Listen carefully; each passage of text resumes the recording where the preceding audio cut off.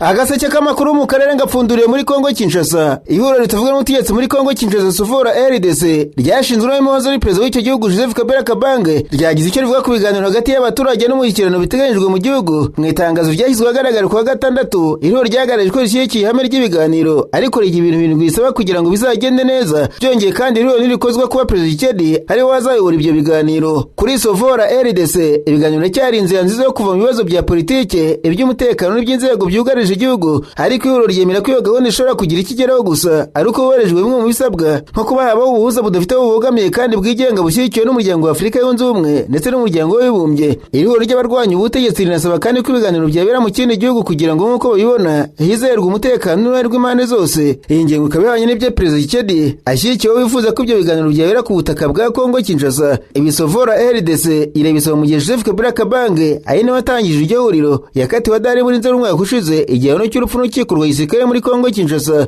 nyuma yo kumva ibyaha by'ubugambanyi, ibyaha by'intambara no kurana n'inyeshyamba. Byongeye kandi iyo huriro risaba ingamba zo kugabanya umwuka mubi cyane cyane kurekura imfungwa za politike, gutuma bahunze bataha, gukuraho ibangamira imitwe ya politike imwe n'imwe no gusesa umutwe witwara gisirikare w'urubyiruko rw'ishyaka UDPS uzwi nka Force du Progrès. Ihuriro Sufora RDC rivuga ko ibiganiro bene Tshisekedi bidashobora kwizerwa kuko ngo Perezida ari we nyirabayazana n'ibibazo igihugu kirimo, bityo akaba atabasha kuba umuhuza wizewe. Nubwo iro rishyigikiye Kabila aribyo risaba kugira ngo ibiganiro bizagende neza, nta cyizere gihari cy'uko rizatumirwamo kimwe n'uburyo M23 ryigarura ibice bitandukanye muri Burasirazuba bwa Kongo Kinshasa. Ubwo kandi amakuru yashyizwe ahagaragara n'urubuga Kabre aravuga ko rwabaye inyandiko y'ibanga bivuga ko yaturutse kuri Perezidansi ya Kongo Kinshasa ikaba yarashyikijwe ubuyobozi bwa Angola mu rwego rw'imyiteguro y'ibiganiro biteganyijwe guhuza impande zitandukanye muri icyo gihugu. Iyo nyandiko ivuga ko icyo gikorwa kizitwa État Général de la Fondation de l'État pour le Salut de la Patrie, bisobanura nk'inteko rusange yo kuvugurura imiyoborere ya leta hagamijwe gutabara igihugu. Inyandiko isobanura ko Perezida Tshisekedi yafashe icyemezo kubera ko hakenewe kubaka leta ijyanye n'igihe igihugu kirimo, haba imbere mu gihugu no mu rwego mpuzamahanga. Ivuga kandi ko iki gitekerezo gishingiye ku nararibonye bwo mu kuyobora igihugu no ku masomo yakuwe mu mateka ya politiki ya Kongo Kinshasa. Nk'uko iyo nyandiko ibivuga, Perezida Tshisekedi azashingira ku bubasha ahabwa n'Itegeko Nshinga rya Kongo by'umwihariko mu ngingo za 69, 79, 113 na 115 kugira ngo atangize ku mugaragaro y'inteko rusange. Iyi nyandiko ivuga kandi ko Perezida wa Repubulika ari uzatangiza ku mugaragaro ibikorwa by'inteko rusange akazabisoza ndetse akanashyikirizwa imyanzuro n'inama bizaba byafatiwemo. Ibi byatangajwe mu gihe akomeje kuvuga imyiteguro y'ibiganiro bya politiki biteganyijwe kubera muri Angola. Gusa kugeza ubuyobozi bwa Kongo ntiburagira icyo butangaza ku mugaragaro ku bijyanye n'iyi nyandiko cyangwa se niba ari umushinga wemejwe. Ese waba ufite indwara zakubayeho akarande? Reka nkurangire muganga Ruhumuza ukorera Kibabi muri Kongo Kinshasa. Ni umuhanga akuvura akoresheje ibimera. Muganga Ruhumuza akuvura amarozi yaba ibitegano cyangwa se ibihuherano, akuvura karande, igicuri, igifu kidakira n'umutwe udakira, imidido ndetse n'ibindi. Umwihariko wa Muganga Ruhumuza arakuvura ugakira neza kandi avura akoresheje ibimera. Mwamusanga mu mujyi wa Kibabi hirya ahangaha i Masisi cyangwa se mu mujyi wa Rubaya. Waba unamukeneye ukamwandikira cyangwa ukamuhamagara ukoresheje WhatsApp, urandika akamenyetso ko guteranya 24 38 46 58 18 arakubwira uko wamugeraho kuko bamugezeho bose bamutangira ubuhamya.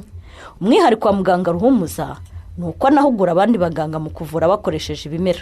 Mabwire kandi ko leta y'u Rwanda yakuriye inzira ku murima abari mu mutwe wa FDL bamaze igihe bagaragaza ko bifuza ishyirwaho ry'urubuga rwa politike mu gihugu. Ishimangiye ko nta rubuga nk'urwo rushobora gufungurirwa umutwe w'abajenosideri. U Rwanda rwatangaje nyuma ko mu kwezi gushize FDL na leta ya Kongo Kinshasa bagiranye amasezerano yitsweho kwambura intwaro no guhuriza hamwe abarwanyi buriya mutwe. Kinshasa yerutse gutangaza ko mu byo FDL yasabye kugira ngo yemere kuramika intwaro hasi no gutaha mu Rwanda harimo no gufungurirwa urubuga rwa politike mu gihugu. Uyu mutwe wongeye gushimangira ko witeguye gutaha ugahatana imbere mu gihugu biciye mu kiganiro Kirengoma uvugira kugirana na BBC gahuza miryango. Leta y'u Rwanda biciye muri Minisitiri w'Ububanyi n'Amahanga ndetse n'Ubutwererane Ambasaderi Olivier Nduhungire yavuze ko nta rubuga ishobora gufungurira uriya mutwe. Yabwiye ikinyamakuru igihe ati nta rubuga rwa politiki rishobora gufungurirwa abajenosideri. FDL igomba kurandurwa nk'uko byanditswe mu masezerano Washington, abarwanyi bagize bagatahanwa mu Rwanda nta yandi mananiza. Minisitiri Nduhungire yabutse gutangaza ko FDL idashobora gufata umwe mu bagize amasezerano Washington ahubwo ko ari umwe mu bibazo ayo masezerano agamije gukemura. Ati abajenosideri ba FDL ntabwo ari uruhande rw'aya masezerano ahubwo n'abarebwa nayo. Minisitiri Minisitiri Nduhungira yavuze ko iby'amasezerano ya Kinshasa na FDLR ari manipulation ikomeye ndetse n'uburyo bwo gutinza ishyirwa mu bikorwa ry'inshingano Kongo yemeye mu rwego rw'umutekano. Yanashinje leta ya Kongo gukomeza gufasha FDLR mu buryo bwa gisirikare nyuma y'isinywa ry'amasezerano Washington. Yavuze ko bamwe mu barwanyi b'uyu mutwe baninjiye mu ngabo za Kongo. Ati kuva hasinywa amasezerano ya Washington ku itariki y'Ukuboza k'umwaka ushize, guverinoma ya Kinshasa ntiyagabanyije gusa ubufasha bwa gisirikare ya FDLR, ahubwo yarabukomeje, aho igice kinini cy'uyu mutwe cyinjiye mu gisirikare cyayo. Minisitiri Nduhungira yavuze ko Kongo Kinshasa yihutishije ibyo yise gahunda yo guha FDLR isura ya politiki, aho ngo yashatse abanyapolitiki bamwe bafitanye isano n'ubutegetsi bwariho mbere kandi baba mu Burayi. Muri bo harimo Jean Habyarimana, Fabien Singaye, Thomas Nahimana na Tadeye Kwitonda. Yavuze ko ari bamwe mu bantu Kongo Kinshasa yifashije muri iyo gahunda. Nduhungira ashimangiye ko ibyo Kongo Kinshasa n'abashyigikiye batangaza ku kibazo cya FDLR nta gaciro bifite kwishyirwa mu bikorwa ry'amasezerano y'amahoro. Nararanganisha amaso ibinyamakuru byandikirwa muri Uganda. Abanyamakuru bashyize amakaramu ku mpapuro barandika. Manzi ko perezida w'Uganda Yoweri Kaguta Museveni yagaragaje ko ashyigikiye uwitwa Stephen Nuwagaba. Yavuze ko ari umuntu warokotse iyicarubozo rikabije. Ashinja ubunyamakuru wandura umwenda kurangaza abantu ku kibazo nyamukuru cy'ibyaha bivuga ko bikorwa n'abamwe mu bagize inzego z'umutekano. Mu butumwa burebure bwa perezida Museveni yavuze ko Nuwagaba yigeze kumungiraho nyuma yo gukorerwa iyicarubozo, gukomeretswa bikomeye no guterwa ubwoba ko azicwa nabo. Yavuze ko ari mu bagize inzego z'umutekano. Perezida Museveni yavuze ko yamufashije kwivuza muri Uganda ari umuhanga kugira ngo arokoke, ndetse ko n'abagifite ibikomere bimwe bitarakira neza. Museveni yavuze kandi ko ari abantu bakekwaho kugira uruhare muri iryo yicarubozo bagerejwe mu nkiko, nubwo atatangaje imyirondoro yabo cyangwa se ibisobanuro birambuye ku manza zabo. Yanatangaje ko yategetse perezida rigamije kumenya niba ibyo Nuwagaba avuga ari ukuri cyangwa se niba ari ibyo yahimbye. Umunyamakuru wandura umwenda yaherutse kuvuga ko uyu Nuwagaba yafashe bugwate ngo ari umukuru w'igihugu ndetse no gukoresha inzego z'umutekano. Perezida Museveni yanenze ndura umwenda wari umaze igihe ashinja Nuwagaba kwiyitirira ububasha no gukoresha izina rya perezidansi n'inzego z'umutekano mu gutera ubwoba abayobozi no kubashakaho amafaranga. Museveni yavuze ko umwenda yibanze cyane kuri Nuwagaba wo kwita ku kibazo gikomeye cy'uko ari bo mu bagize inzego z'umutekano bashobora kuba baramunzwe na ruswa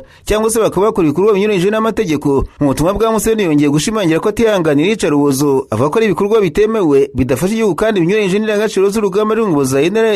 Yavuze ko ikibazo gikomeye Uganda ihanganye nacyo atari Nuwagaba ubwe, ahubwo ari ruswa n'abantu binjiye mu nzego z'umutekano bakabangamira ubutabera n'iperereza ku byaha. Perezida Yoweri Kaguta Museveni yanenze umuco wo gusaba inkwano zihanitse, avuga ko biri gutuma urubyiruko rwinshi rutinya gushaka no gushinga kubera umutwaro w'amafaranga n'amatungo bisabwa. Ibi yabivugiye mu muhango gakondo wo gusaba no gukwa bizwi nka kuyingira wabereye mu karere ka Kirura mu burengerazuba bwa Uganda. Mu ijambo rya Perezida Museveni yaroje ati inka 13 zose ziba ari iz'iki, anenga imiryango isaba inka nyinshi n'amafaranga menshi nk'inkwano. Yavuze ko ibi bisa no kugurisha abana babo kandi ko bituma abasore n'inkumi batinya gushyingirwa cyangwa bagatangira ubuzima bwabo bashyingiranywe bafite amadeni menshi cyane. Ikinyamakuru Daily Monitor cyanditse ko Perezida Museveni yasabye cyane cyane abaturage bo mu bwoko bw'abanyankore gusubizaho umuco wo gushyira imbere kubaka imiryango, gushyira imbere umutungo. Yagaragaje ko inkwano zagombye kuba ikimenyetso cy'icyubahiro hagati y'imiryango, aho ku buryo bwo kwishakira inyungu z'amafaranga cyangwa se amatungo. Perezida Museveni yanenze kandi ubukwe bukorwa mu buryo buhenze cyane, avuga ko imihango y'akataraboneka ishyira imiryango mu bibazo by'amikoro kandi ikabuza benshi kubaka ingo. Yashimangiye ko gushyingirwa bitagombye kuba irushanwa ryo kwerekana ubukire, ahubwo bikwiye kuba igikorwa cyo kubaka umuryango urambye. Abasesenguzi bamwe bavuga ko ikibazo cy'inkwano zihanitse kimaze igihe kivugwa muri Uganda, aho hari urubyiruko rwinshi ruvuga ko amafaranga n'amatungo bisabwa n'imiryango y'abageni bibabuza gushyingirwa cyangwa se bikabasiga mu myenda ikomeye.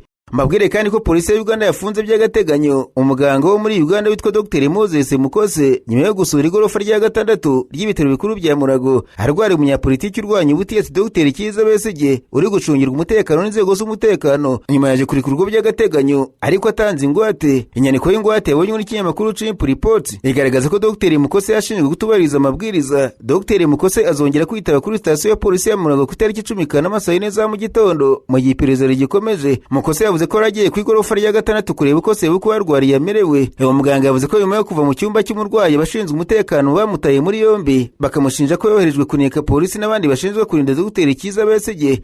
Mukose ati bavuze ko nayo yoherejwe kuneka, ariko ashimangira ko ragiye gusa gusura umuvandimwe uharwariye. Iritabwa muri yombi ribaye mu gihe umutekano ukajijwe cyane ku bitaro bya Murago, y'imiko Dr Kiza Besigye bijyanyemo kugera ku igorofa rwarimo byashyizweho amabwiriza akomeye aho abashinzwe umutekano bagenzura binjira n'abasohoka. Dr Kiza Besigye mu bantu bakomeye barwanya ubutegetsi bwa Uganda yajyanye muri ibyo bitaro nyuma yo kugwa amarabira ubwayo mu rukiko mu cyumweru gishize. Ari gukurikiranwa ku byaha bifitanye isano n'ubugambanyi ku gihugu no gushagurira ubutegetsi bwa Perezida Kaguta Museveni. nasimbukiye mu Burundi abanyamakuru bicaye imbere ya mudasobwa barandika banditswe ko guverinoma y'u Burundi yashinje Canada kugira uruhare mu gushishikariza ibikorwa bibangamira umutekano wabwo nyuma y'uko umutwe wa Tabara ushyize hanze amashusho agaragaza umwe mu barwanyi bawo avuga ko yavuye muri Canada akaza kwinjira muri uwo mutwe. Mu mashusho yatangaje ku rubuga rwa YouTube rwa Tabara agaragaramo umugore uvuga ko yahoze akorera muri Canada ariko aza gufata icyemezo cyo kureka akazi ke kugira ngo yinjire mu rugamba rw'uwo mutwe. Uyu mugore yumvikana agira ati n'ubuzima bwacu twabutanga bitari ukugira ngo dukire twenyine ahubwo kugira ngo Burundi bose n'abadukomokaho twamaze kubyara n'abo tuzabyara babeho neza. Yavuze kandi ko yizeye ko urugamba Tabara rurimo ruzagera ku cyo yise kubohora Burundi. Nyuma y'itangazwa rye mu mashusho Minisitiri w'Ububanyi n'Amahanga w'u Burundi Dr Edouard Bizimana yanditse ku rubuga rwa X ashinja Canada gushyigikira ibikorwa byo guteza akavuyo no gucamo ibice Burundi ndetse n'akarere. Ati umurwanyi w'umunyakazakazi wa Tabara agaragaza ko hari ibihugu bishishikariza umutekano muke n'amacakubiri mu Burundi ndetse no mu karere. Minisitiri w'Ububanyi n'Amahanga w'u Burundi gukurikiranira hafi abadiplomate bose bagira uruhare mu bikorwa by'ubugome kandi hazafatwa ingamba zibakwiriye. Ubutumwa bumenyesheje kandi Minisitiri w'Intebe wa Canada, Minisitiri w'Ububanyi n'Amahanga wa Canada, Minisiteri y'Ububanyi n'Amahanga ya Canada n'iy'Ububiligi. Ibaye mu gihe Tabara yatangaje ko igeze ku cyo yise urwego rwa nyuma rwo kwitegura mbere yo gutangiza ku mugaragaro urugamba ivuga ko rugamije gukuraho ubutegetsi buriho no kubohora Burundi. Burundi bwikumye Canada mu gihe bumaze igihe bwikuma u Rwanda burushinja gushyigikira Tabara. Agaseke k'amakuru mu karere gafunikire muri Kenya abanyamakuru bakozeje ba muri no barandika banditswe Depite w'akarere karere ka Mukurweini John Kagucia yatawe muri yombi mu gitondo cyo kuwa mbere n'abashinzwe iperereza nyuma yo kurara ku kiciro cya Royal Media Services i Nairobi. Yavuze ko yahisemo kutava kuri icyo kiciro cy'ikigo cy'itangazamakuru kuko yemezaga ko ari abapolisi bamutegeye inyuma ngo bamufate. Kagucia yari yitabiriye ikiganiro kuri Inoro TV ku cyumweru nimugoroba. Nyuma yacyo yatangaje ku mwana w'imbaga ko abapolisi bari bagose inyubako ya Royal Media Services kandi bakizeho zabariye ku mihanda igana aho ngaho kugira ngo bamute muri yombi. Yavuze ko atazatera ubwoba n'ibyo bikorwa. Ifatwa rye rifitanye isano n'amagambo yavugiye muri mitingi ya politiki yabereye mu gace ka Kieni mu ntara Nyeri ku wa gatandatu mu cyumweru gishize. Abo magambo yashinjwe kuba ashobora kuba inzangano cyangwa se ubushotoranyi bwa politiki. Kagucia yavuze ko amagambo ye yagoretswe nkana n'abayobozi bamwe bo muri leta kugira ngo agaragazwe nabi. Nyuma yo gutabwa muri yombi Kagucia yahise ajyanwa ku kiciro gikuru cya DCI kugira ngo hatwe ibibazo mu rwego rw'iperereza rikomeje. Abanyamategeko be n'abayobozi bamwe bo mu barwanya ubutegetsi bagiye ku kiciro cya DCI basaba ko habwa uburenganzira bwo kubonana n'abamwunganira no kubahirizwa ko amategeko agenga ifatwa n'ifungwa ry'abakekwaho ibyaha.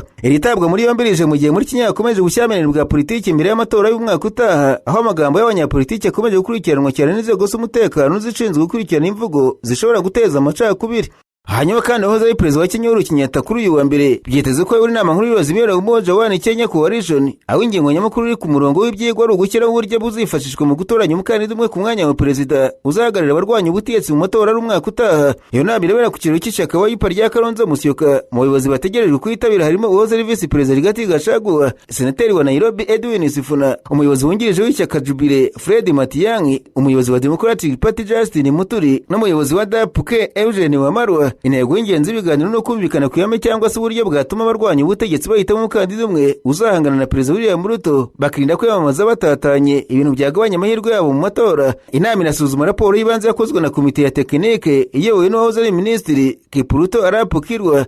Iyi raporo irimo ibitekerezo ku cyerekezo cy'ihuriro harimo no kureba niba Zimwe yakomeza gukoresha izina risanzwe cyangwa se kwiyandikisha nk'ihuriro rishya cyangwa se kongera kwisuganya mu bundi buryo mbere y'amatora y'umwaka utaha. Ibi biganiro mu gihe abarwanya ubutegetsi bakomeje gushaka uburyo bwo kongera kwihuza no kubaka ihuriro rikomeye ryazahangana n'ishyaka riri ku butegetsi mu matora ateganijwe mu kwa munani k'umwaka utaha. Nsoreze muri Tanzania ubushakashatsi bushya bwiswe African Youth Survey 2026 bugaragaza ko urubyiruko rwo muri Afurika rugikomeje gushyigikira demokarasi ariko rushaka uburyo bw'imiyoborere butanga ibisubizo bifatika ku bibazo bibangamiye ubuzima birimo ubushomeri, ruswa, umutekano, serivisi nziza za leta n'iterambere ry'ubukungu. Umushakashatsi Ivor Echikowitz yavuze ko ibisubizo bitagomba gusobanurwa nk'aho urubyiruko rwanze demokarasi ahubwo rwahagaritse kwihanganira abayobozi bavuga byinshi kuri demokarasi ariko ntibatanga akazi, ubutabera, umutekano n'icyizere cy'ejo hazaza. Ubwo bushakashatsi bwerekana ko 73% by'urubyiruko rwo muri Afurika rwemera ko demokarasi ari bwo buryo bwiza bwo kuyobora igihugu ugereranyije 71% mu bushakashatsi nk'ubwo bw'umyaka ibiri ishize. Mu gihe kimwe abashyigikira ubutegetsi butari ubwa demokarasi baragabanutse bava kuri 27% bagera kuri 23%. Abasesenguzi bo muri Tanzania bavuze ko urubyiruko rutakigendera gusa ku igihugu gikora amatora cyangwa se gifite itegeko nshinga ahubwo rurebera ku bushobozi bwa leta bwo guhanga imirimo, kurwanya ruswa kuzamura imibereho y'abaturage no gutanga serivisi nziza. Bavuga ko urubyiruko rushaka demokarasi ihuza indangagaciro za Afurika n'ibikenewe n'abaturage bayo, aho kwigana gusa uburyo bwaturutse ahandi. Ubushakashatsi bwakorewe ku rubyiruko 2091 rufite hagati y'imyaka 18 na 24 mu bihugu 16 byo muri Afurika